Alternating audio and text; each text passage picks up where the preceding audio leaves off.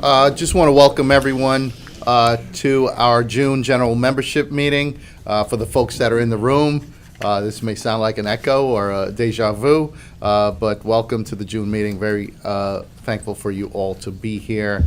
We are welcoming now the folks on YouTube Live that have joined us remotely. So we just want to thank you for your attendance. I do apologize for the late start of this meeting.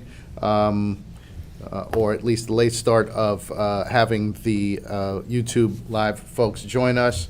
However, we did need to conduct some business internally in person, as you know, that we were broadcasting out for several months, that we would have an in-person vote tonight on a dues increase, which we have just concluded. I will tell you that I'll read off the companies that were eligible to vote on the dues increase.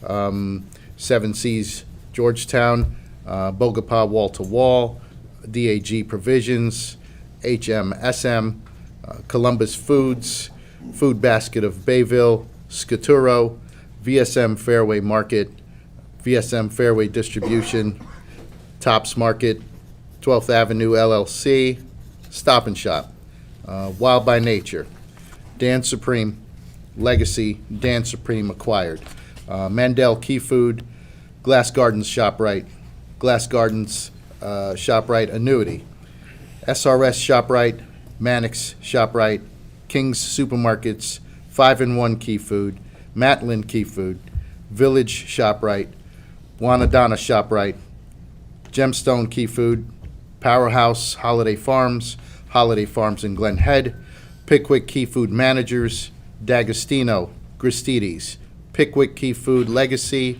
Pickwick Key Food New Store Contract, Bogopah USA, King Cullen Pharmacy, King Cullen Grocery, and Associated of Rockville Center.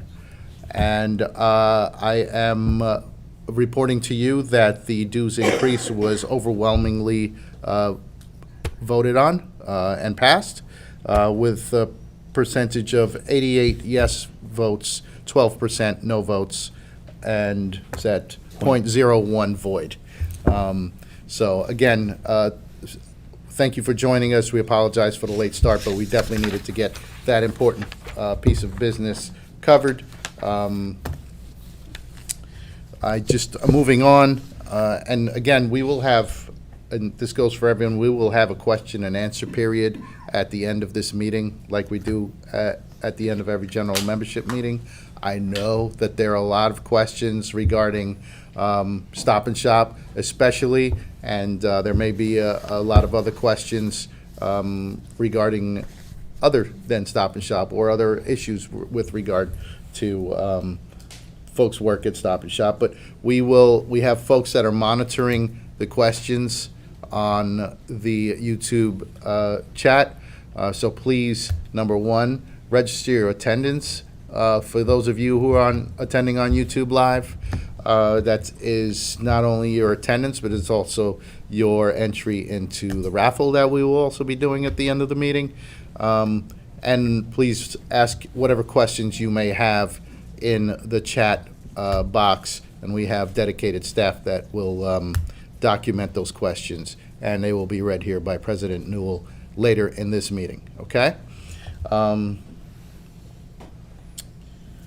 would like to, I just want to thank, we have obviously those of you on YouTube Live, you can't see who's in, how many folks are in attendance here today, but we have a pretty full house. I'd like to thank all of the members that showed up, all of the executive board members that are here, even our staff that is here today. Just nice to see you all here today. I would urge folks to hold their questions. Good song. It's a great song.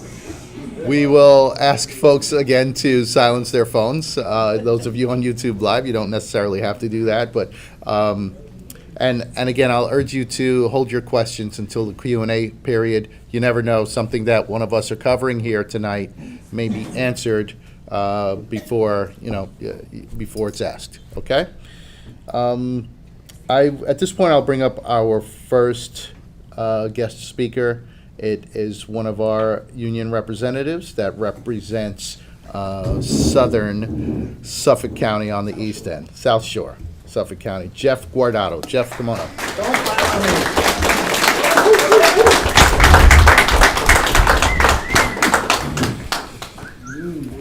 My kids are watching. Hi, Bethany. Hi, Seth. So I'm just going to give a little presentation on what I've been doing with two of my other colleagues, Israel Cruz and Emily Dwyer. We have had the opportunity of being part of the leadership class at the Long Island Federation of Labor. It's been a pretty cool opportunity to meet other union delegates, members, leadership, and kind of network, but that's not what it's about. We were able to learn the history of unions and their inception, back from ancient Greece and all the way in America during the 1800s, during the Industrial Revolution.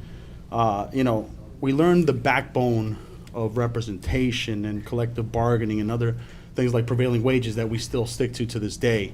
One of my favorite terms is learning that there's these walking delegates, which are the agents, right? They would walk from location to location and check up and break ankles. We don't do that anymore, but still. We also had the opportunity to go to Albany, which was pretty interesting, and lobby for certain legislative bills and laws. One specific that hits home for all of us was the Retail Workers Safety Act. And obviously we have special interest because of the incident that happened some years ago in West Hempstead.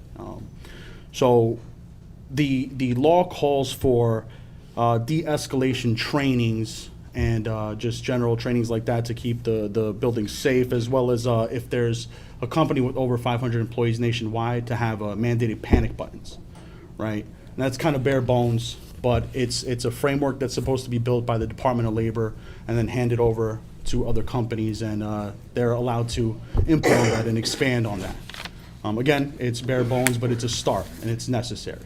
Other than that, it's a wonderful opportunity, and it's still, a few classes in, and I'd like to see what they bring more to us. All right? That's it. That's all I got. Thank you, Jeff. Appreciate that report. Jeff. Fishing trip, August 30th. All right, Sit booze down. cruise. Sit down. Why? I'm done. Where it is, what time, Captree, how much? August 30th, $50 a ticket. There will be prizes, there will be booze, there will be food, there will be fishing, not really. What else? How do they get tickets if they want They them? get tickets, they got to call my line or Steve Zahner's line. I'm 516-214-1317. Where's Steve? What's his line? 11. 516-214-1311. That's Where's it. it going out of? It's going to the Captree in Bayshore. They show Long Island. Okay, all right. Anybody interested, call Jeff. Do you like to You come fish hang out and the back drink of the boat with me and alcohol? Rich Nelson. Let's go. All right. There's limited spots. I got like about 80, 85 spots. So if you want to come, please. That's all I got. Now. Bye.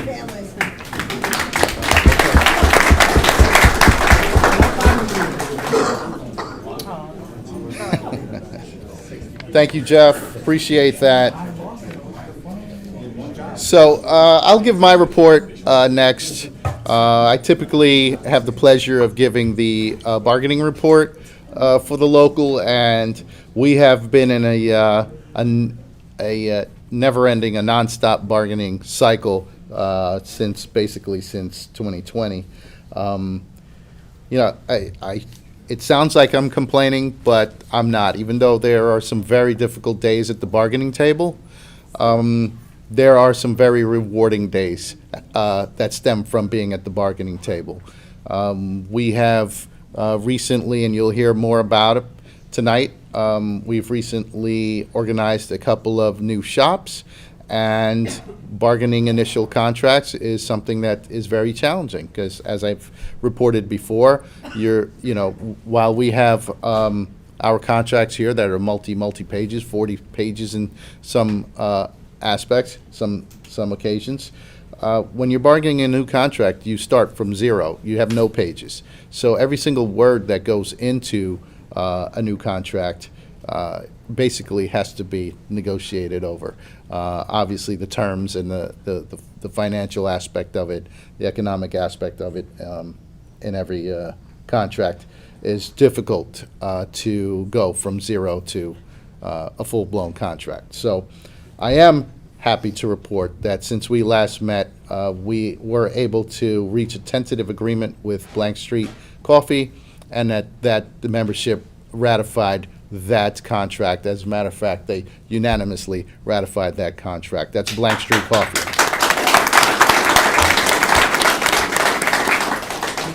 So we'd like to welcome the Blank Street Coffee folks to our union family.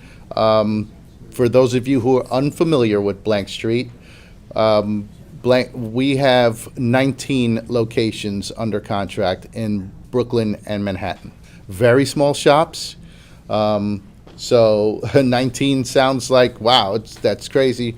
But it's a pretty impressive feat that our organizers were able to get that to the vote, and then it took about 11 months, I think, for Ally and I and the bargaining committee there to negotiate that contract. So we're very happy about that. We're very proud. There's a lot of organizing going on in the coffee industry. In case you've been living under a rock for the past couple of years, we're very proud to present our contract that we have, that the membership, again, unanimously ratified there. So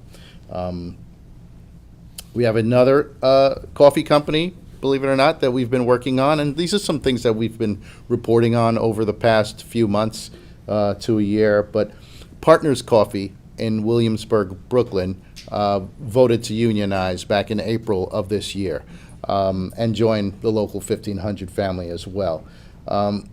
We have moved on to the next stage in that process, which is bargaining. We had our first session a couple of weeks ago with the partners' ownership and their representatives, along with our partners' bargaining committee, who is very strong. So we will continue to report on the progress there of partners. But again, we're happy to have won that union victory and have already moved on to the bargaining stage there. We have some other ratifications that I'd like to report. Aaron's Casino Farms is a kosher supermarket in Flushing, Queens. If it sounds familiar, it's probably because we had a picket line up at Aaron's for several months. We had the inflatable rat. We had a lot of police presence there, a lot of community support. We were able to reach a tentative agreement with Aaron's eventually, going back about a month and a half ago, and that membership at Aaron's also ratified that contract as well. So proud to report that Aaron's is officially, a part of our local 1500 family.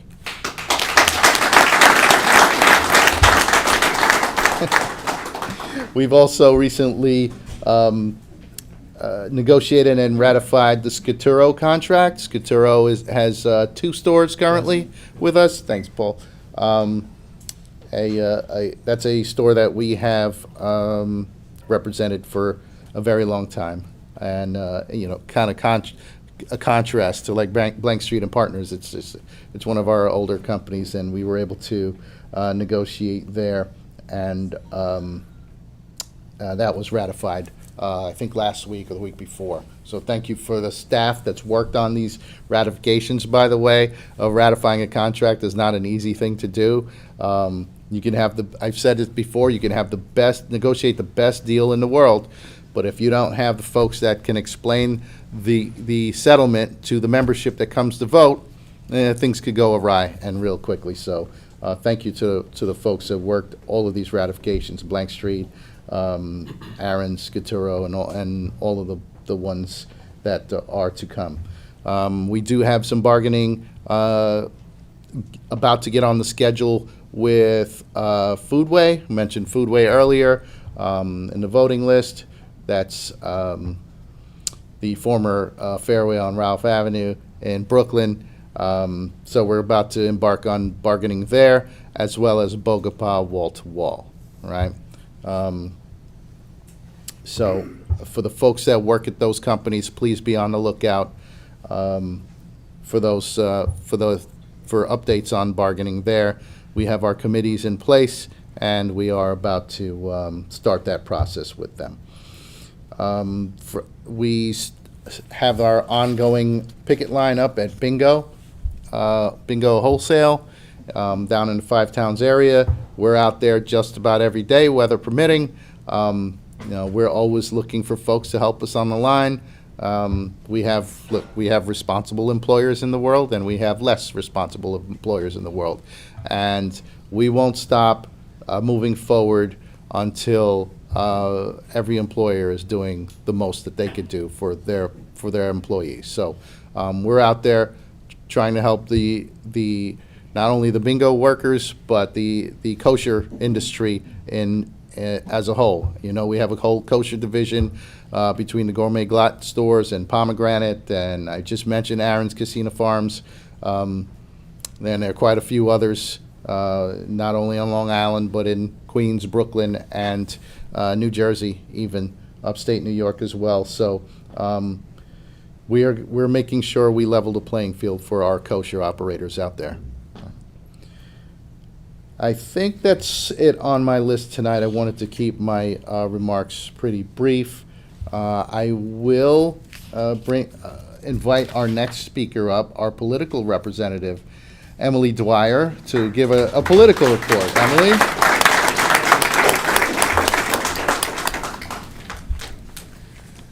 Thank you, Joe. And as he said, I'm Emily Dwyer. For those of you who haven't met me, I'm the new political representative for UFCW 1500. So just wanted to get a little overview of some of the stuff we're doing on the legislative and political side. I know that Jeff actually already touched on it, but the Retail Worker Safety Act was just successfully passed last week. So we were actually lobbying in Albany that for a couple of days up there. So we're really excited about that. In terms of some political stuff we have coming up, we're going to be having an ABC Drive in the second week of July, which is basically, if you're not already familiar with it, it's about, I think it's 25 cents a week coming out of your funds to go towards our political fund and our contributions, and to go towards, the efforts we're going to be having towards the election this year, future elections, and supporting people that are going to pass legislation that supports the union. So we're looking to go into some of the stores and just help, anybody that hasn't already contributed, get them to be able to maybe sign up and join that, be able to contribute towards that fund. And we're also going to be doing at the same time a voter registration drive. So those same stores are going to be checking if people are registered to vote, if they would like to know if they're registered or not, and then being able to register them on the spot if they're not registered to vote, make sure their address is correct, all of that stuff. Emily, hang on. If you don't remember, everybody post 91 in almost every contract we have, unless you are a registered voter, you do not get presidential election day as a paid holiday. I don't know why anybody on God's green earth would want to give their company a paid holiday back. That means not only would you not get unproductive holiday pay, but that means if you're scheduled to work that day, you wouldn't get time and a half. I don't give anybody anything back. Don't give your companies, not telling you who to vote for, but be registered to vote so you can at least get 100% of the benefit of your collective bargaining. And if you know people in your stores that aren't registered, and our reps come in, push them towards them to register them to vote. We can make it done in 2 seconds. Yeah, it's super quick. You could do it online, you could do it paper, whichever you prefer. And then just going off of that, it's obviously a pretty big election year, so we're going to be doing a lot of canvassing, some phone banking, even possibly sending people to some swing states like Pennsylvania. So if that's something, when we're in the stores and we're talking to you about voter registration, if you're interested in getting involved in that, definitely let us know. We'd love to, get you to volunteer as well. Yeah, that's pretty much it. Okay, well, thank you, Emily, appreciate it. Thank you. Definitely wanted Emily to give that report and also introduce you to Emily. Emily, she says she's new, but the months are ticking by, so it's not going to be new that long. She ran out of here because she's also doing double duty tonight. She's working the Q&A questions and the online attendance there. So she's out of here. So I will pass it over to our Secretary Treasurer, Ali Wadi. Yeah. I was very transparent, Joe. I know. Well, I'll say I appreciate everyone's attention, and before we bring in our headliner, I'll stay on the comedy show. I definitely want to make some remarks to you, and if you're not paying attention, you should be listening for words like partners, blank street, errands, bingo. All of these words we never heard before. I see a lot of faces in here that I recognize from our legacy stores. I want to see some of the folks from our new stores too, because they will be here to support you. Right now, we're in the middle of a lot of different things that are happening. Some changes that are coming down the pike for some workers that are not like you. They don't have a contract yet. I'm talking about folks like the folks at Partners. We're in the middle of bargaining their contract. And what I can tell you is I'll go a little bit in reverse. We just came off of bargaining a pretty sizable number of people, new people into our union in Blank Street. To me, that makes me extremely proud to know that not only are we now known to be a union for kosher workers, but we're also known to be a union for coffee workers too. These workers are doing a very similar job to what you do every single day. In some cases, you already have them in your stores, whether it's in a Dunkin' Donuts or a Starbucks or, in any other situation where you may have a coffee shop in your stores. I want to share a little something about that because that came from a conversation where just one person wanted to unionize. And that can happen with you too. If you know someone that needs a union, it is a very real thing that we could bring to them.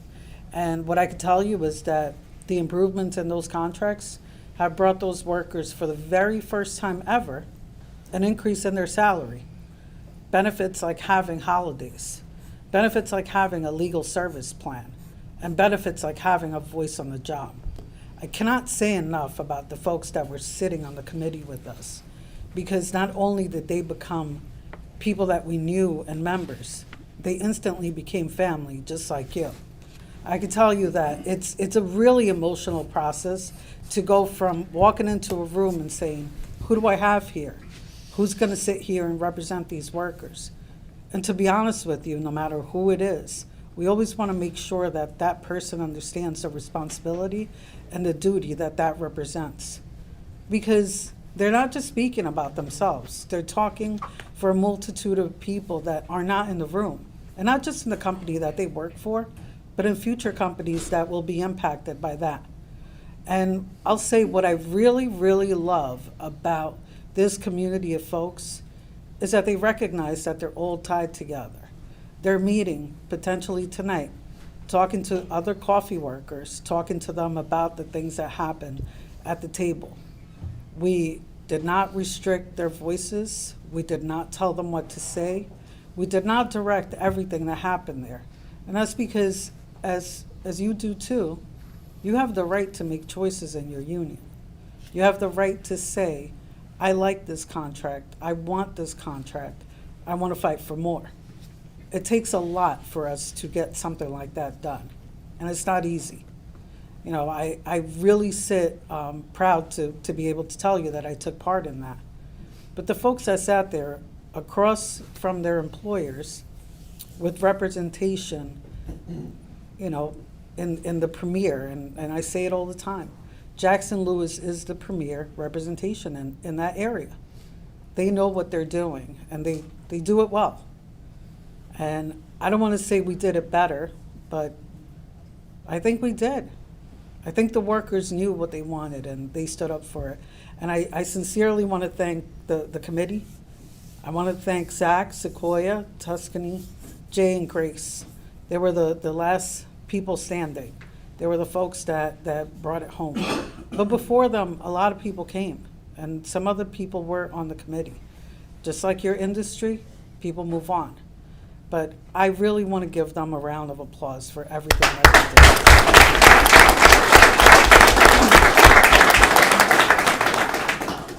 I really wanted to dive into that pretty deep and just to say that every bargaining session has difficulties. I think in later years we've seen how companies are really putting different game plans together. I think I've said it before, the atmosphere for organizing has been pretty ripe, and people are more open to talking about their working conditions and moving forward with campaigns.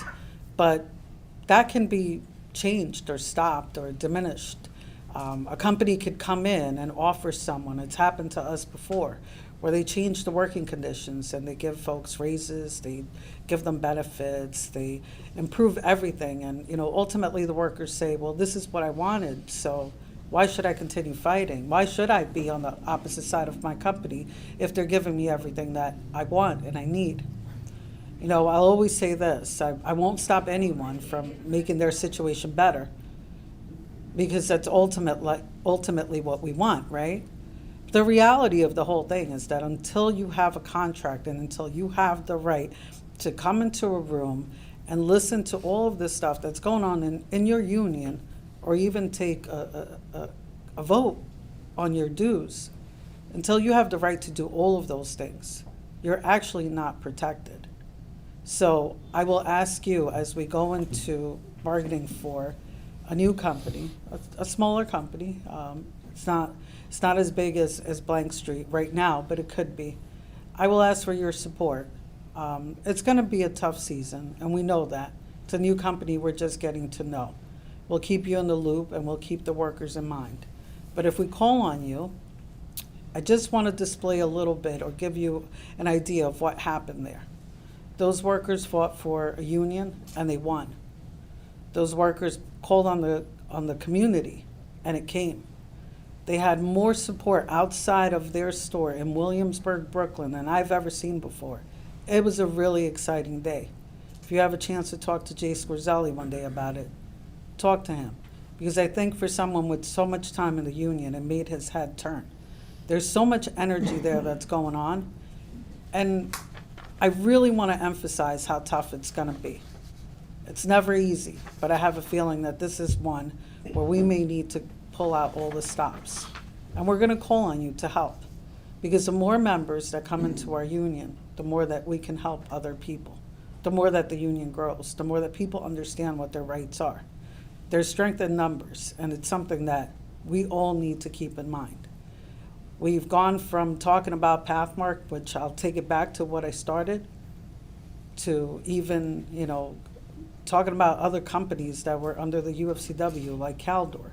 And things will change along the way. And I know that there's always concern. But the thing that you should put your money on is that your union will be there. And no matter how many banners have changed and how many things will go by the wayside, a lot of faces are still in here that were with different banners and now are with new ones. And I look forward to sticking with you and you sticking with us and us bringing new people in and staying the course. Thank you for your time and looking forward to the future.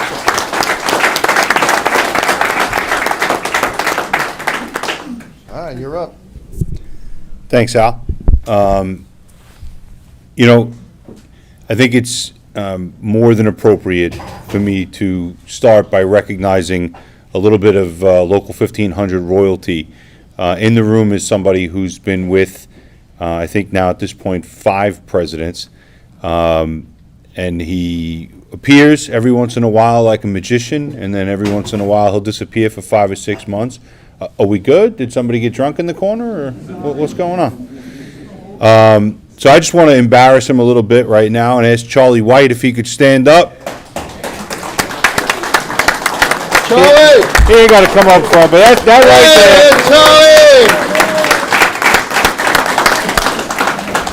there. That's a long-standing, hard-working member of our union who has proudly represented us as a shop steward for more than 2 or 3 decades. I can remember having the luxury of being Charlie's rep for many years in Castle Center Pathmark. And I'll say luxury because Charlie worked overnight. He worked 12 to 8:30. Typically, my interaction with a shop steward that worked from 12 to 8:30 would be significantly lower than my interaction with a first or a second shift shop steward. Not with Charlie, because Charlie worked until 8:30 and then spent the next 4 hours in the store as the shop steward. Charlie never left the store before 11:30, 12 o'clock, in many cases because people like Shari Billigan threw him the hell out and said, the time has come for you to go home, son. Get out. But Charlie White has been helping people for almost as long as I've been walking the earth. And I'll be honest with you, this union would not be where it is today. I would not be sitting where I am today without the likes of Charlie White. So I just think he deserves another round of applause. Charlie. Thank you, brother.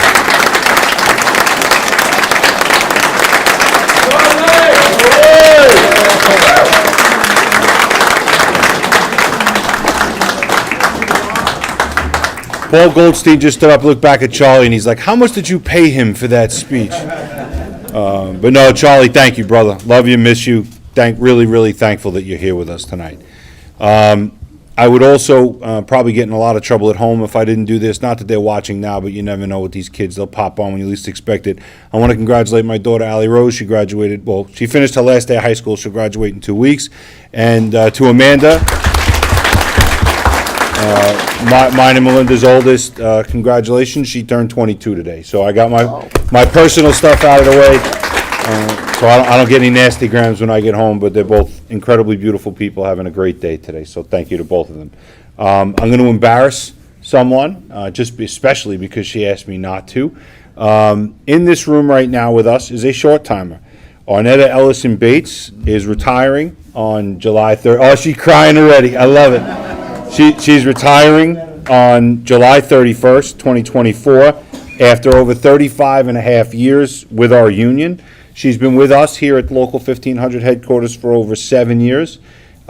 She's done work for us upstairs as an executive secretary. She's been downstairs. She's currently our assistant office manager. For those of you in this room that know Arnetta, you know that everything I'm about to say is true. If you don't know her, you should feel cheated, because your life is not nearly as complete as anyone who's had Arnetta in it for any period of time. Arnetta is cut from the same cloth that former President Spielman is cut from. Anytime she's in someone's presence, they typically have a better day after being with Arnetta than they were having before they got to be with Arnetta. She is a hardworking, dedicated, loyal to a fault employee, human being, and member of our union. Arnetta, I love you. You are at the cusp of reaching the goal that we all want. We all want to get to retirement, but I'm going to miss you to death. I tried to convince you boys at the comedy show on Sunday not to let you retire. I know that's dirty, but it is what it is. I don't want you to go. But many of you have spoken to Arnetta, either working hand in hand with her in the shops, and many of you have spoken to her, and you may not know who she is. She's just a voice on the other end of the phone or an extension that helps you out if you had a problem. You know, for us, we made a big change here at the union about 10 years ago. And almost every person we brought on from that point forward was a member of our union in the stores. And we were really put in a difficult situation during the A&P bankruptcy, where a lot of really amazing people were displaced, no wrongdoing of their own.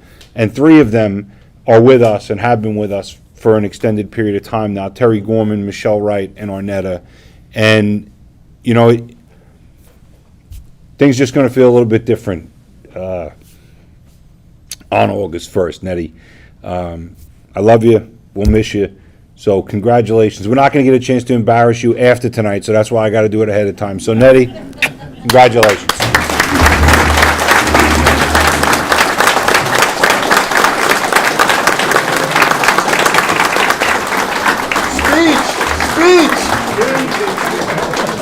She begged Joe, please don't make me come up and give a mic's up speech. here, Arnett. Please don't make. But thank you, Nettie. Thank you for all your years, both in the stores and here with us. At the beginning of our broadcast, when we went live, EVP Waddy announced that the dues increase passed. It did, overwhelmingly 88% to 12%.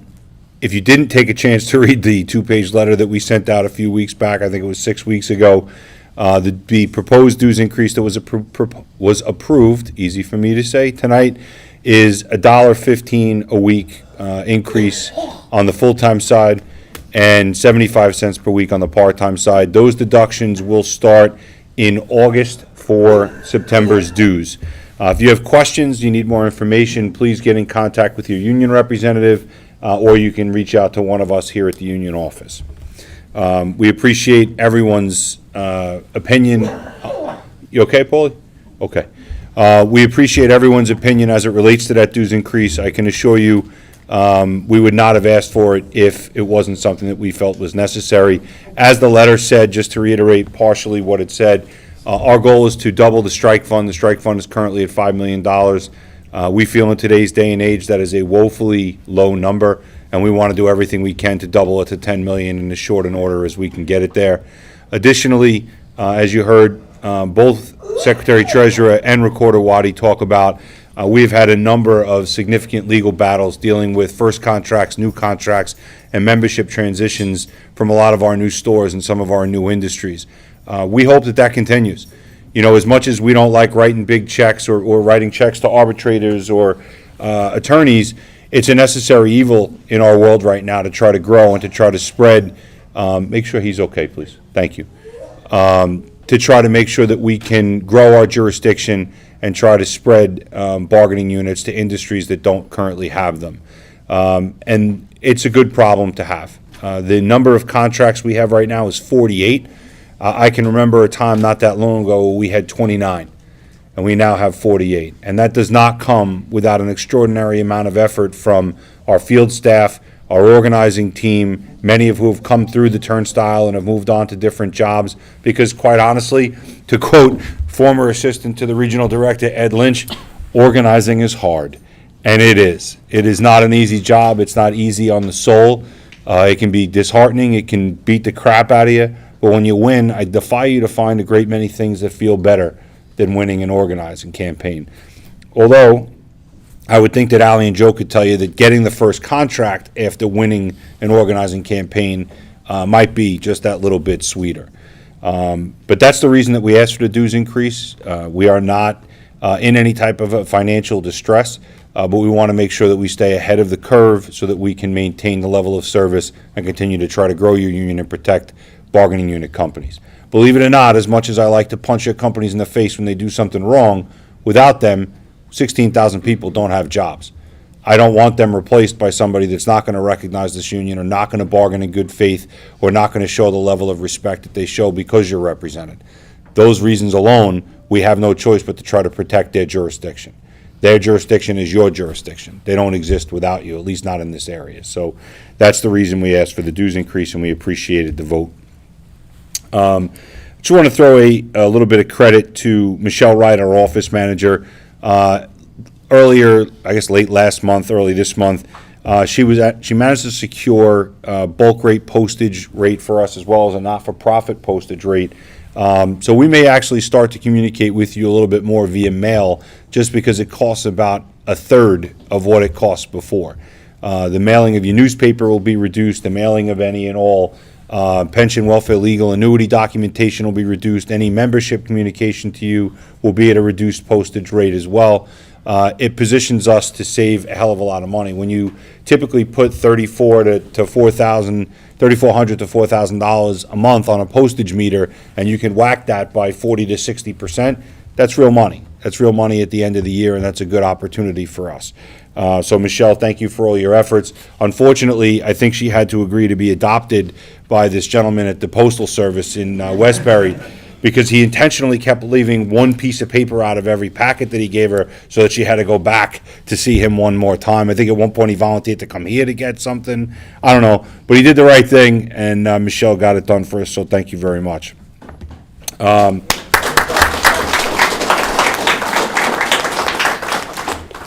Earlier, when Joe read the minutes, you heard about the comedy show that took place on Sunday, run by Gina Joulet and Alicia Listumbo. And he also mentioned the bowl-a-thon up in Dutchess County that was run by Greg Pasquale and Raphael Mauleone. Look, you know, we run these events, and I think sometimes people just assume, like, yeah, it's not a big deal if I go, or, you know, I don't know, how much money do they really raise? The bowl-a-thon raised $12,080 one night in a bowling alley, full house. $12,000 is a lot of money for charitable organizations. It is no joke. Gina's comedy show this past Sunday night at Governor's here in Levittown, $4,120. I mean, that's all membership money. That's all membership money going to help people that are less fortunate, people that are stricken with things that we pray to God many of our families aren't stricken with, or we participate in because someone close to us was stricken with it. And there's the fishing event. There'll be other events that happen throughout the course of the year. I know we're usually pretty strong when it comes to raffling off some type of a gambling apparatus, whether it be a book of scratch-offs or something. We're going to continue to look for ways to have membership involvement. You know, throughout the course of the year, many of our brother and sister locals have golf outings. And, you know, it's an easy way to raise a lot of money in a single day, but the reality is the cost for participation in a golf outing is usually excessive. And it's not something we think the majority of our members could participate in. I'm sure we could get vendors and we could get employers, but that's not the goal. Most of our charity fundraising is done by our members and with our members in present, and that's how we want to keep it. We firmly believe that our dollars mean more when we give them out because they are direct contributions from our membership. And we want to continue to do that. It's how we've always raised money here for the last 4 decades, and it's how we plan to continue for the next 4. But if there are ideas out there, and Danny Gleason's here in this room, there he is, second row. Danny Gleason has so many ideas, he'll give you a headache because he's always thinking about another way that we could hit a big ticket item, or we could do a raffle that could potentially put $20,000 in the charity fund. And I have to commend that. But there are also 15,999 other members that probably could come up with an idea or two. Work with your reps, work with your shop stewards. Try to find a way to pay it forward. Our moral footprint, our ability to be active in our communities, our abilities to dictate change or benefit charities that sometimes don't have fundamental support. Lynn Shields, when she was a rep here, routinely did her fundraiser for a muscular dystrophy chapter that is so small in the number of people afflicted with it, they don't get a lot of money. And that becomes like this ever diminishing cycle where you just feel like you're in a death spiral. And for us, it was a very easy thing to donate $5,000 to that charity. That was a significant increase in their charitable contributions for the year. So we're out here, we're right next to you, we're in the stores with you on a daily basis.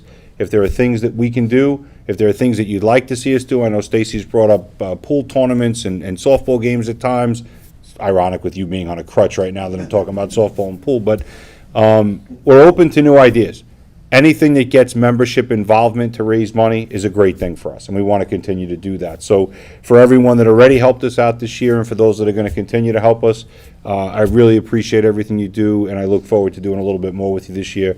I try to get to as many events as possible. I do owe Greg probably 3 IOUs for Dutchess County at this point for not getting to that bowl-a-thon yet, but I will be on the fishing trip. I was at the comedy show, and I'm sure if there's another event, I'll do everything I can to be there as well. I've been out in the stores. My man John Vitkowski can attest to that. I've been in both northern and southern Suffolk, and I was in Brooklyn and Queens with Gina. This week I'm going to be with Fred on Friday in Nassau County. Where's Fred? He's out of the room. So I'm not sure exactly where he has plans to go. It's not my decision. It's the rep's decision. The week after that, I believe I'm with George K. in Manhattan, and then I'll be with Desmundo up in the Bronx and Lower Westchester. So, look, I'm going to be out there. I'm not out there I don't want anybody putting on a show. The rep is going to run their day. I'm rolling with the rep. So if they have meetings, we'll do it. If they're doing safeties, I'll do it. But I'm going to cause some havoc while I'm out there. I can assure you of that. I've been out there 3 times. There has not been one quiet day. We've discovered a couple of grievances. We've dug a few things up. We've aggravated the shit out of some management teams, as I'm sure Alicia Boak will attest to. It's just something I miss and something I love to do, and it's a good opportunity to get out there, shake a few hands, and have some conversations. If while we're in your stores there are people out there that are upset, unhappy, disenchanted, point them out. Let us know. Those are the conversations I want to have more than any other. You know, I don't run away from a tough conversation. I don't run away from a differing opinion, and I can argue with the best of them. But I'm going out to listen. I'm going out to talk. And Mr. Waddy and Mrs. Waddy and Paulson Tarpia and our directors, they're all going to be making these trips out to the stores. We're not going out to do something different than your reps are. We're just trying to provide a different ear and maybe a different feeling or a different response on something that you may have talked about before. But I'm not just looking to go out there and shake hands and kiss babies with people that love us. I really want to talk to the people that might not understand, that might be disenchanted, or might be pissed off. And the reality of that situation is, if you don't take the opportunity to talk to us, I can't force you to. But all I can say to you is, don't be mad at me. Because if I'm there and you choose not to try to address the issue, you may not like my answer, and I may not like your problem, but we're going to stand there like adults and we're going to talk it out. Because we get paid to represent you whether you love us or not. I'm going to get paid to stand there and talk to you whether I agree with what you're saying or not. So I encourage you to interact with us, whether it be your reps, your service reps, your directors, or any one of the executive team that's out in your stores. But I highly encourage you to talk to me if I'm in your building, because I want to see you. I'm not out there for my benefit, I'm out there for yours. So Ecker has named them Newell bombs because, like I said, I've been out there 3 times and there's been drama all 3 times. 2 companies have politely asked me to just go back to the office because I guess the snow chain of bullshit starts, and, different set of eyes, sometimes you see things a little differently. So I look forward to seeing many of you in the stores, those of you that are here and those of you that are on YouTube Live. I almost said Facebook Live. So thank you. The last thing I want to cover is probably one of the biggest questions, if it hasn't been asked 25 times on the Zoom. Now I'm calling it Zoom. If it hasn't already been asked in the chat, I'm sure people are thinking it, and I know there's a lot of people in this room that have questions.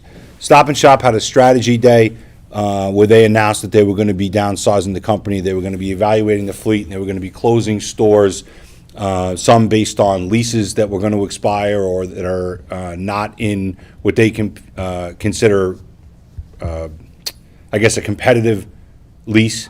Say again? Profitability is always an interesting perspective, right, Margie? Your version of profitable, my version of profitable, and an employer's version of profitable, very rarely the same. But I can tell you this, they're going to look to downsize some stores. You okay, brother? Okay. Thank you. There are no ifs, ands, or buts about it. There are going to be closings. We've heard dozens of different numbers out there. The number's not on the street. The number has not been agreed to by anyone at I'll Hold USA or at Stop and Shop. So if your brother's, sister's, uncle's, best friend's neighbor is a board member, they don't know the number. I don't care who it is that told you they know the number. Short of, I guess, Franz Mueller, there is no number. Is there a possibility that they've selected a number of stores that they need to evaluate a little bit harder? Yeah. I would say that's fair. And I would say that at some point in the next 6 to 8 weeks, more information is going to come out about it.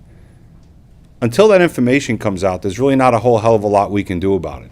And there's even less that you can do about it.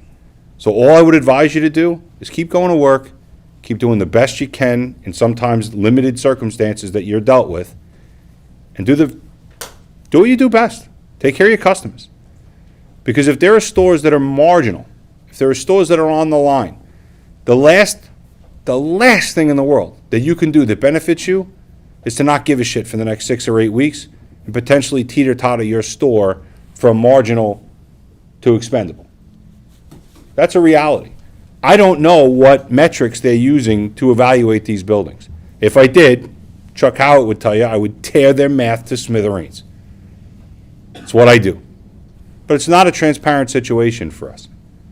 I fully expect that a couple of our stores will be marked for closure. To assume anything different would be short-sighted. Now, mind you, I said a few. We have had 7 closings here in the last 4 years. You're going to see it in my article in the newspaper when it comes out. We've lost stores in 2020, 2021, 2022, 2023. We lost a full Peapod and 6 supermarkets. Not rinky-dink little stores, full-scale supermarkets. If we've already lost that number of units, I really don't assume in an area where Stop and Shop is the dog and not the tail that we're going to lose a hell of a lot more.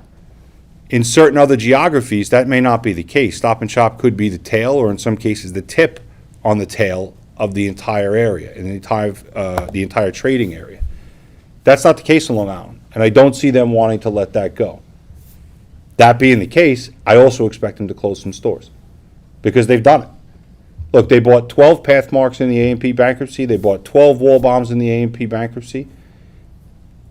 Those of you that worked in those stores, there's some of you in this room, and there's damn sure some of you on YouTube right now, you know those stores had not had any CapEx work, no improvements, no renovations, no nothing in 5, 6, 7 years before Stop and Shop bought them, and they bought them at the end of 2015.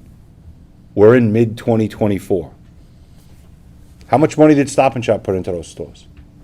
They did a shining bright, right? They painted them. They repaired the things they absolutely had to repair. But there were no long-term shutdowns. Bogopah Food Bazaar bought Starrett City Pathmark, shut it down for an extended period of time, ripped it to studs, and rebuilt the store. That store is good as new.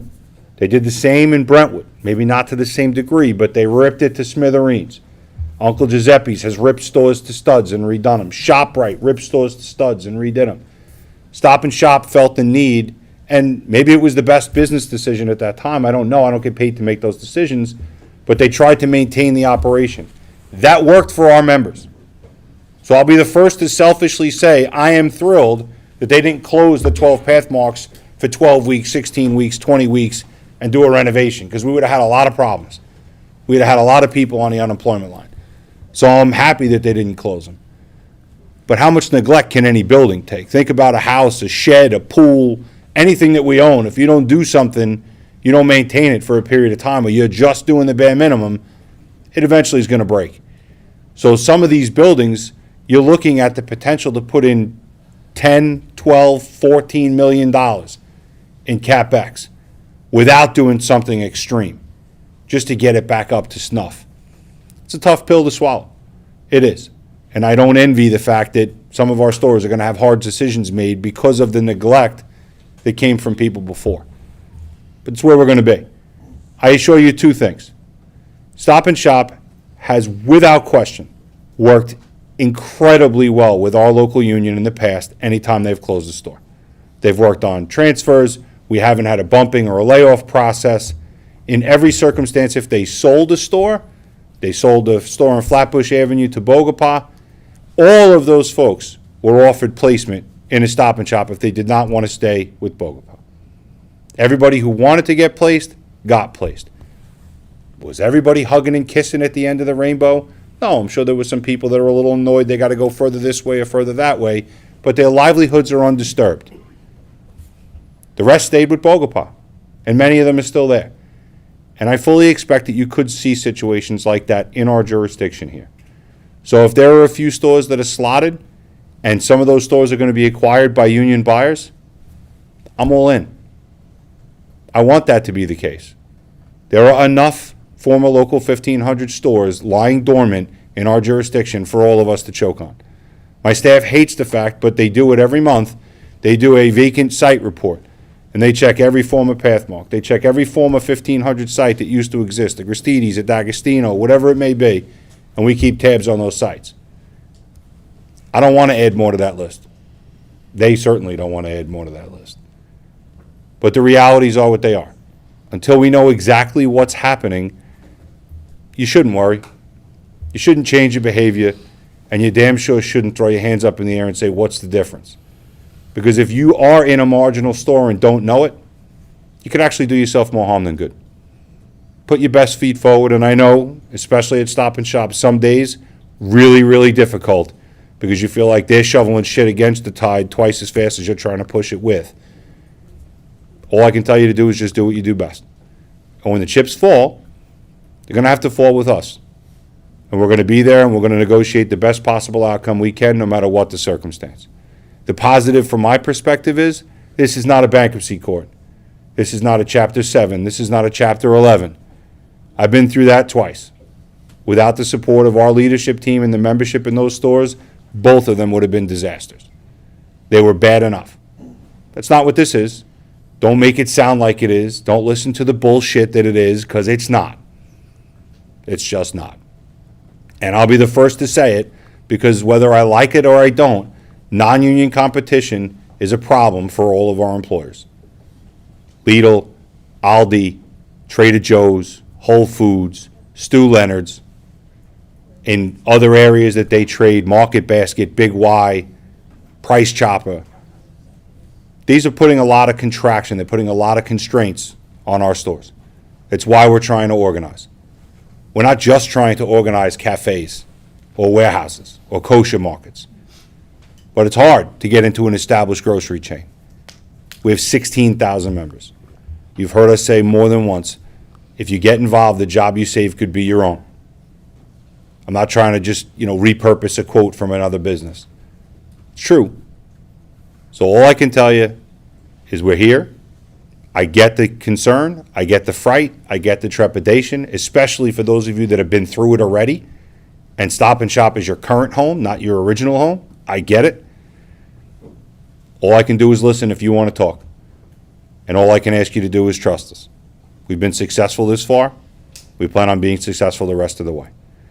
So if there's anything that you think we can do, if there's questions you have, reach out. We'll take them. You don't get the answer you want from your rep or from your service rep, they have directors. Then it goes to Paul, Joe, Allie, and myself. I talk to people every day. Whether I'm in the stores or on at my desk phone, I talk to members every day. We're here to help. It's the best answer I can give you. Okay? That's all I got on Stop and Shop. You want to see if there's any questions from the YouTube? Are there any questions in the room while I wait to see if there's a pile? What do you got, There Fred? was one from YouTube that you had already answered. I don't know if a couple more might have came in the last 3 minutes, but I think you're good there. Oh, that would be great. That means I must be getting better at this. Someday I'll have none. But seriously, are there, Rich, you got a question? Do you have a relationship with Wegmans? No.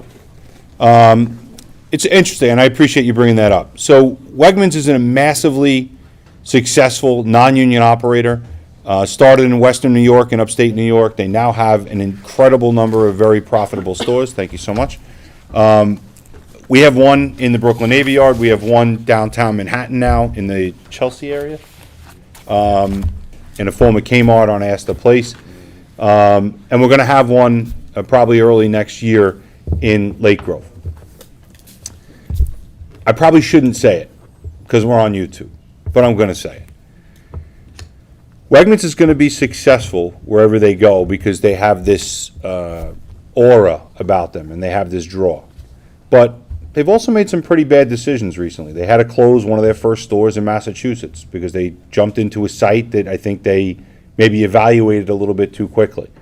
I don't know the specifics behind it, but it gets your attention when a company that does nothing but open successful buildings has to close a big one. If somebody asked me where on Long Island I would put a Wegmans, if I had to pick a spot, it would be right where they are. And not because I think they're going to light it up. Remember, we had a Fairway go there and fail in less than 18 months. And I'm not trying to compare Fairway to Wegmans. I think the Wegmans family would probably put a hit on me if I did. But, you know, that area is kind of interesting. There's a full-scale mall directly across the street. There is a massive Costco just to the west. There are 2 Lidls, a Whole Foods, one of the highest volume, if not the highest volume per square foot Trader Joe's on Long Island on the other side of the mall. We have a Wild by Nature and a really successful Stop and Shop in East Setauket, another Stop and Shop in Setauket South, Uncle Giuseppe's flagship store in Smithtown, and 2 ShopRites, 2 Gallagher ShopRites that are represented by 338, one in Ronkonkoma right next to Margie's store in the old Wallbombs, and one in Selden.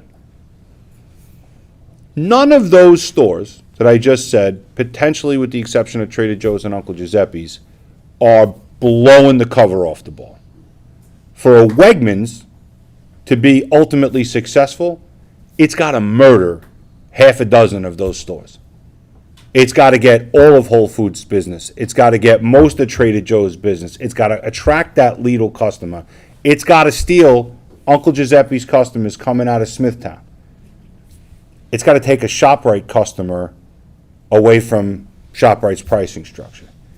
Look, they have 100 stores. So I'm not sitting here saying I know better than anybody in the Wegmans family, because that would be preposterous. But what I know about the industry, if I had to pick my spot, knowing it's going to be non-union, that's where I'd frickin' stick it. And they're spending a fortune. They didn't take a building that already existed and rehab it. They knocked down all but one wall, if I'm not mistaken, and they're spending like drunken sailors. And it'll work for a while, because everyone's going to want to see what it is. We've all done it. Everybody works for a company that used to open stores. We've seen the, holy shit, how do we keep the product on the shelf? What happens in month 2 when you stop giving half the place away? Or when there's not 900 people in a store that's only going to have 100 to service the customer when the dust settles. Wegmans has done well in Manhattan, and they've done really well in the Brooklyn Navy Yard. I'm not too sure that success translates to Lake Grove on Long Island. But, look, I've been wrong plenty. Ask my staff. They'll tell you. I don't see it here. And if I'm wrong, I'm wrong. I'll be unhappy that I'm wrong because it'll impact our members. But I think they're going to do a lot more harm to the non-union competition in that area than they're going to do to the union competition. And I still don't know that there's enough on the bone. I don't believe anybody has a relationship with Wegmans, except for maybe our illustrious governor, and that has more to do with where she came from. Because Wegmans was the be-all, end-all in Western New York, and that's where she grew up. So at the end of the day, she's going to have a relationship with Wegmans the way the Clintons did with Walmart because they came out of Arkansas. There's certain things that are just, I don't want to use the word inbred, I'll just say bred. I guess I just said inbred. Whatever. The governor ain't watching, I guarantee you that.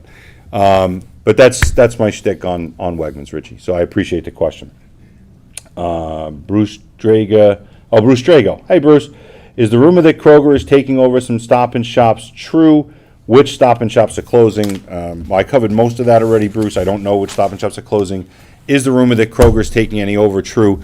So I'll answer that question with a very simple statement. Kroger and Albertsons have in front of the FTC a $25 billion merger package. That's a billion with a B.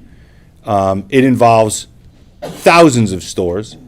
The last divestiture proposal that I heard was somewhere in the ballpark of 600. CNS is in line to buy the 600 stores. CNS? CNS. Yeah, I just drew a blank for a second. CNS is in line to buy the divested stores, and there's a really, really good chance that the FTC is going to fight this thing tooth and nail in court. Obviously, they already said no, and now it's being appealed and it'll end up in the courts. But I don't see a 0.1% chance that a company who's awaiting a decision on a $25 billion merger is out here shopping for Stop and Shops and a couple of King Collins. Now, if that merger was approved and had taken place a year ago, a lot of money would be sitting on the sidelines at Kroger. I think they'd be shopping like a mother effer if that had happened. But until that money isn't tied up, remember now, if that thing falls apart, I believe there's like $1 billion breakup fee that they have to give, that Kroger has to give Albertsons. But Albertsons still has a lot of private equity that wants out. So that's the reason this merger is taking place. It's not because Albertsons is a failure. It's because Cerebus, who's been in the controlling interest, PE with controlling interest in that company, private equity doesn't like to tie up money for 25 years. They want to get their money out. They've made plenty. They want to cash out. And they want to move into something else. So do I think that they're out here shopping for King Collins stores or Stop and Shop stores? No.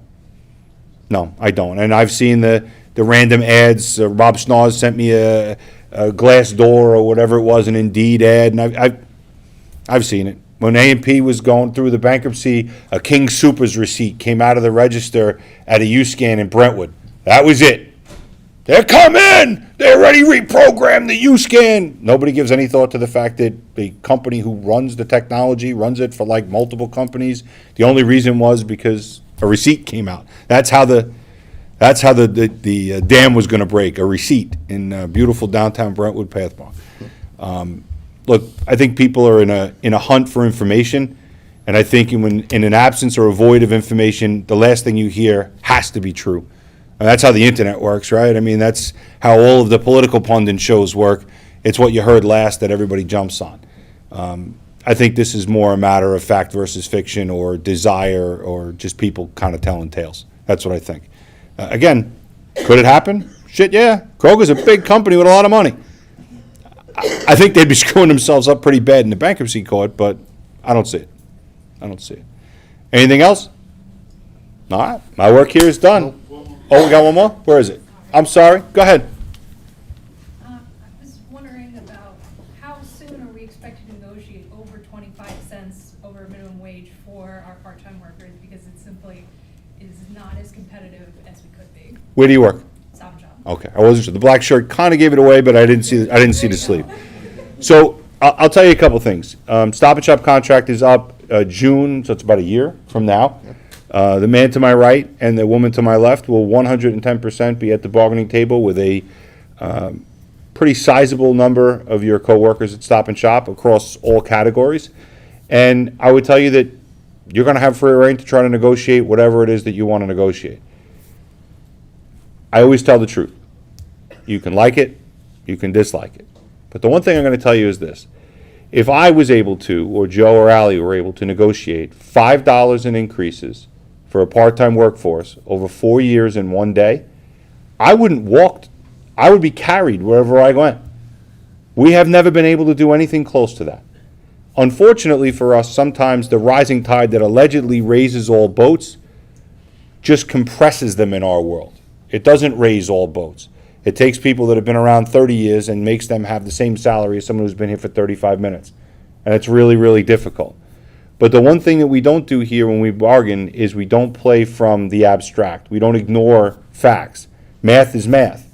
And if the average wage in a store goes up that significantly, they're great at what they do. I've negotiated with them both first and second chair, big company and small, independent versus corporate owned and multinational. There's only so much you can do before you start to put yourself at risk. The realities of our business are that 41 pages in a contract, 42 pages in a contract, we have people that are only worried about the wage page. But we have a lot of other people that are worried about paid time off, holidays, scheduling clauses, discrimination clauses. So everybody wants to make more money. Were you here earlier? I'm not sure when I did the. Got here at 7:01. Okay, so you were here earlier when I talked about the fact that in December of 2006, the welfare contribution was $566, and now it's $1,509. And at that time, there was not a special part-time plan, and there wasn't an ACA part-time plan, so it was $127 on a part-timer, and now it's $600 on a special, and just about $600 on an ACA, and it's still $135 or whatever it is on a regular part-timer. As much as we love to try to manipulate the system, especially when we're at the table negotiating against your employers, there is a reality to every number on those pages. What I would tell you is this. If you're interested in serving on the committee, are you part-time? Yes. Then I highly encourage you, when the notices come out, to get on the committee. My path to this union started when I got on the bargaining committee in 1994. And in 1994, I ripped a set of proposals up and threw them at the employer right before a break and said, pretty much a direct quote, "I hope you choke and die on these while I'm eating my lunch. Because what you're trying to do to me is going to kill me." And there was a hush over the room. And Steve Gallagher, who's a former executive board member of ours, leaned over to me and he went, "That might have been a little much." And I just looked at him because it was my first foray with bargaining. And the company left the room quietly. They didn't respond. And then the assistant to the president, Pat O'Flaherty, walked up behind me and said, "That's the greatest friggin' thing I ever saw, kid." He goes, "Bring that shit back next session." And I'm sitting here today.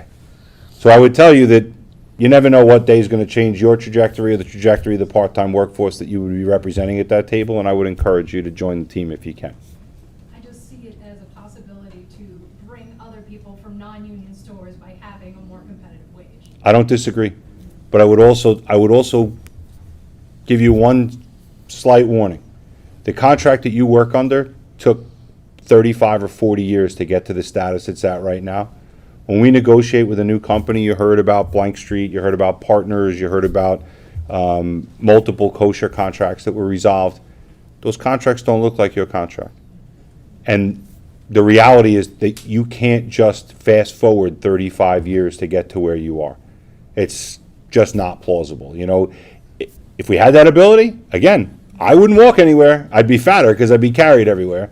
But reality is what it is. We're willing to fight to every extent to get what we need to get to satisfy the membership, but we don't do so with blinders on. Okay? I appreciate your question very much, and I do encourage you to come to the meeting and try to get on the committee. Anybody else? Brother? That's a Stop and Shop employee, and I actually had a question about scheduling policies. Okay? So, in this last contract. I'm gonna repeat it when you're done, because there's no way that YouTube will hear it, but go ahead. In this last contract for Stop and Shop, they were negotiating from 6-day employees to what now are 5-day full-time employees. I myself am a 5-day employee. My wife is as well. We signed this most recent contract. But the store itself has said that due to the store's needs, my wife has to be a 6-day employee in her department versus me in a different department that can work my 5-day contract. I'm not really sure I understand what you mean by 6-day and 5-day. Where do you work, brother? At Stop and Shop at Riverhead, Are you in Peapod? yes. Okay. Is your wife in Peapod? No, she's part of the bakery department. Okay, the key piece of information. So the question was, the modification from a 6-day work week to a 5-day work week at Peapod and the impact that it has on a Peapod employee versus a Stop and Shop store employee. Is that a fair? Just about. Okay, I'm sorry, for time, I'm just trying to truncate it a little bit. So I would tell you, the company was violating the contract on the full-time workforce, and that's the reason the grievance was filed. So there was a slight modification to where there's days where Sunday can be scheduled as part of the work week, and there are a group where it can't be scheduled as part of the work week. So we enforced the collective bargaining agreement. In certain cases, although it might have been a better fit for some people, it still violated the CBA. And it's really a catch-22 for us, right? So if for a period of time, a company violates the terms of the contract, but the worker slides into it and feels it's beneficial to them, I can't absolve my responsibility to enforce the contract because it works for X percentage of the population that's impacted. So I would tell you that as difficult as the change could have been, it never should have happened to begin with. And we've had that situation before with forced overtime, 6-day work on a part-timer where they weren't paying time and a half, or they try to split shifts and have somebody work 4 hours one day, 4 hours another, in the interest of the business. When those things happen, everybody kind of feels like, oh, I kind of have to do it. If I don't do it, they're going to. And then you got a guy like Rich Pagel that'll be like, hey, you see this here right here in my back pocket? This is my union contract. Page 29 says, I don't think so. So if you're going to force me to do it, I'm going to pick up the phone, I'm going to call my rep. But if the employer comes to you with something that violates the contract, but it fits your life better, it's a catch-22 for us. But we can't absolve or ignore enforcement of the collective bargaining agreement. And I feel for the fact that you got kind of swept up in it, but there was a large group of people that were involved in that grievance, and that's why it had to get resolved when it did. Were you one of the people that got back pay as a result of it? As what part of it? When they adjusted the schedules back? No? Okay. Kronos was down? Definitely not when Kronos was down. But this came as, there was 36 some odd people, and it was pretty rampant. They were violating the crap out of the contract. So when they got popped, it wasn't in your particular location, I'm assuming, because you're in Riverhead now, but when it happened, they made changes across the sheet to ensure it didn't happen in another site. But again, your contract is expiring in a year. Bargaining will begin well before another 12 months. If Stacy Gonzalez, sitting here front row, was probably the first Peapod representative we had on the committee at Stop and Shop. I assure you, Stacy's going to try to get on that committee, but putting a second person on from Peapod is not a problem for us. So if this is something that you're willing to do, something that you want to do, try to get on the committee when we run a meeting. As for your spouse, she's inside the store. So although you're both in the same contract, the rules and the working conditions are vastly different between a Peapod wareroom and somebody in the building. Okay, again, I'm not sure if that 100% answers your question, but that's the best answer I can kind of muster right now. If I knew a little bit more about your personal situation, maybe there's a way around it, but, okay? Anything else? All right, well, 8:56, not terrible. Raffle time, what do you got, Georgie? Can I say one more thing? thing. Of course. I just want to invite everybody out to the New York City Labor Day Parade. Oh. It's going to be September 7th. It's the Saturday after Labor Day, so we invite everybody. I know Rich has been there a million times, and we look forward to having... I don't know about a million. Once. But yeah, everybody's invited. We got food, we got drinks, we got a DJ, we got a float. We're going to have a bus from the Union Hall going out to New York City. Charlie White will be there. Arnetta will be there. Arnetta's not gonna be there? She'll be there. She just said yes. I just got the confirmation. All right, hang on for the raffle. Thank you. Cards? Oh, you put them in there? We didn't put 'em- Yeah, I think we're gonna, these are the YouTube cards, and these are the in-person cards. All right, throw the in-persons in the... We're gonna try the We're going to use the Dave Bridge Lyle barrel, baby. Here it comes. Oh, give me this. Thank you. feel like I need a hat. Okay.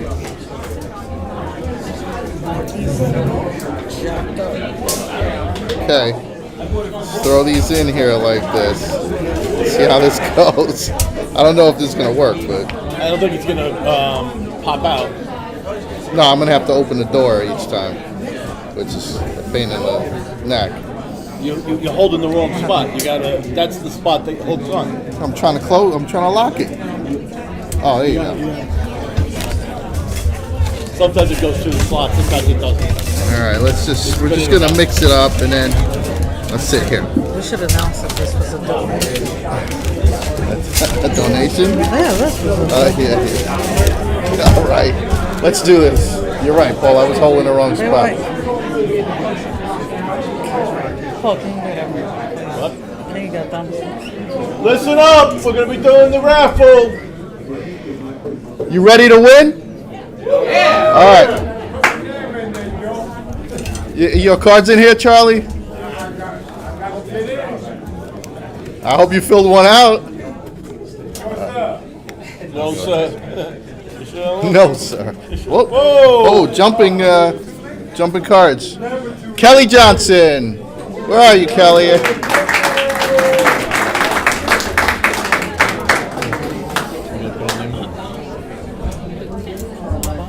Let's mix it up a little bit more. Oh, one's coming out. Okay.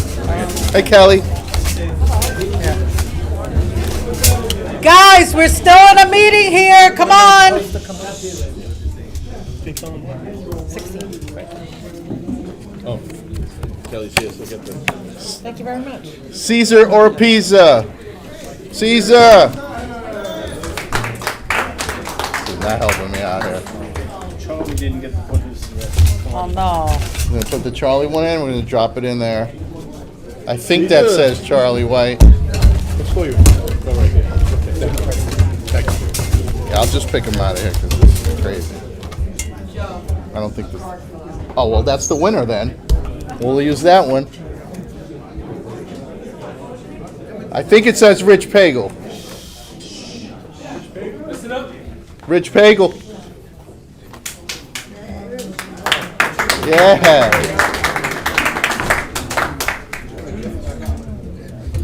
Sorry, I don't know why I'm Congratulations. giving them to you.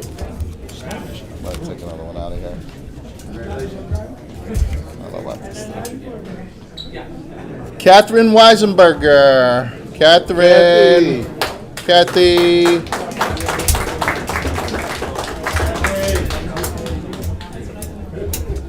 Kathy. Congratulations. How many is that? Thank you. Thanks for coming down. 2, 3. I have to put the YouTube ones in here. We got one more in the room. Okay.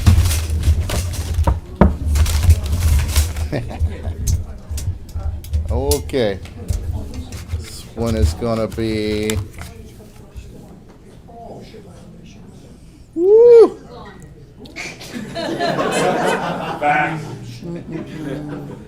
Andrew? Andrew from King Cullen 33. It's definitely a King. Oh, he gone. Was there an Andrew from King Cullen 33? Unfortunately, he left. All right. So you're gonna have to put that one back in with the remote. For the remote. Oh, yeah, He okay. ain't person. All right, I'll put him back in for the. I'm sorry. Patty Nitolo. King Cullen number 8.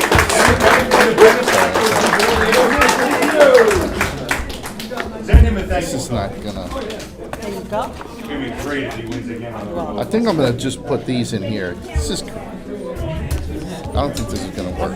Sorry, folks, to keep the We receipt. good? I'm gonna go in the box with them. Going by. Yeah, All right, it's- that wonderful lotto machine up there is courtesy of Dave Bridgewell. But tonight's meeting is a little over-attended for that thing, so Joe's gonna go back to the box with the online vote. But Yeah, thank you, David. or we need Dressing up the place. We need smaller, we need like smaller tickets. attendance cards. We'll do tickets. Yeah, yeah. You're just gonna sign in with Frank Bill's basement. raffle tickets in the future. All right, let me mix these up now. Oh, that's the one. They're Got some live. jumping ones. We got some jumping ones. All right. There's a lot in here. All right, here we go. All right, let's go. Mary Kokoris. How am I destroying your name, Mary? Oh, yeah. Be Congratulations. careful, Mary, please. Thank you so much. Congrats. Congrats. I'm gonna ask you to pick. Don't look. Dig in there.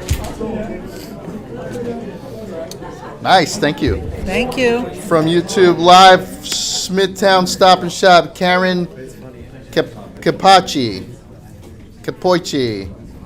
Caryn, Karen, from Smithtown Stop and Shop. Let's see. Dave, come on up. Let's pick a card. Mix this up.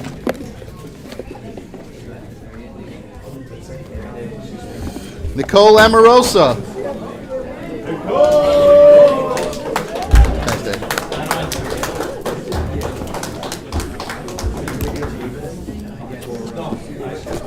Got everybody walking over these.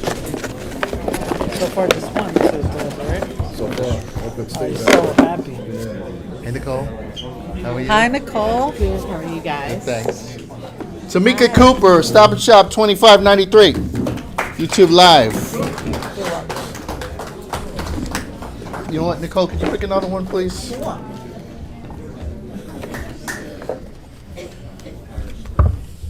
Thank you. Severe Dillon, you still here, Severe? Where are you? Yeah, Severe. Congratulations, Severe. Good to see you. Don't look, bro. Good to see you. Rocky Schleppy. Come on, Rocky.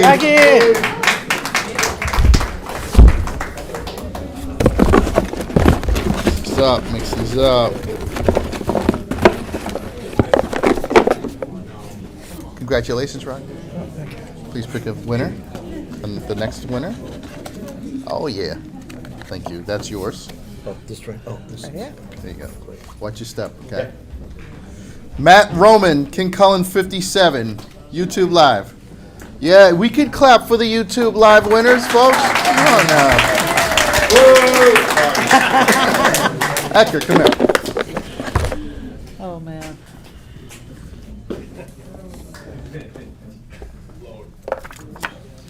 Another YouTube Liver.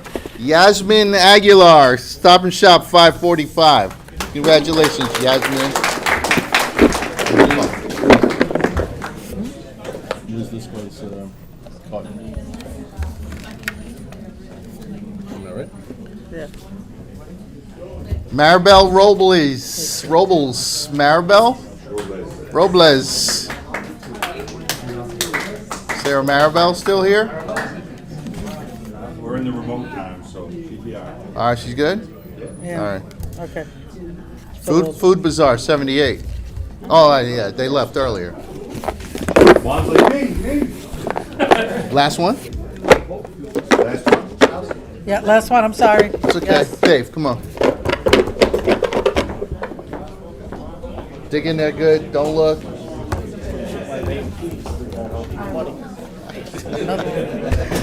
Melissa Forsyth, King Cullen 43. Melissa.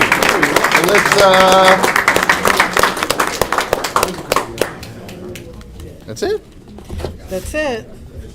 That's 15 good. Watch your step. Here you go. Congratulations. Thank you for Thank coming. you. Watch your Thank you step. so much. Motion to adjourn? Motion, second, all in favor, aye? Aye. Opposed? Thank you. Have a See you good in night, everybody. September.